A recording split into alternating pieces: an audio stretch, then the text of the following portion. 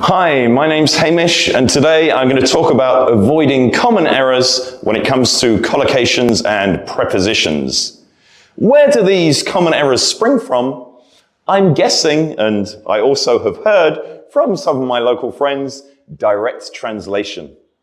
Today, I particularly want to home in on the word affect as a noun and also as a verb. In English, we have a pretty straightforward collocation with the verb and preposition when we're using the noun, to have an effect on.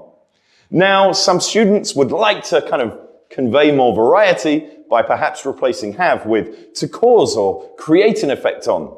But unfortunately, neither of those sit as naturally as the collocation.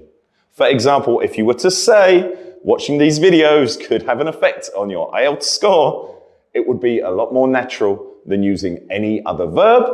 And, ladies and gentlemen, collocation is a key part of your lexical resource score, not only in speaking, but also in writing.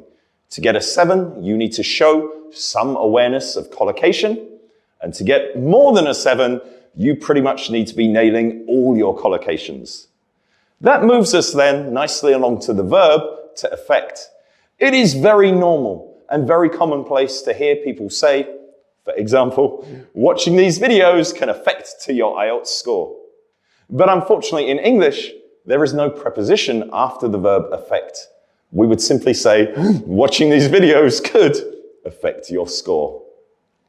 Turning back to collocation, I didn't mention an adjective. Perhaps they could have a positive effect on your score, possibly even a negative one. I'm joking, of course. Ladies and gentlemen, there are various other nouns that follow the same rules. An example would be impact. For example, studying hard can have an impact on your end results. And of course, studying hard can impact your end results. They both follow exactly the same collocation, utilize either the same preposition or, as in the case of the verb, no preposition.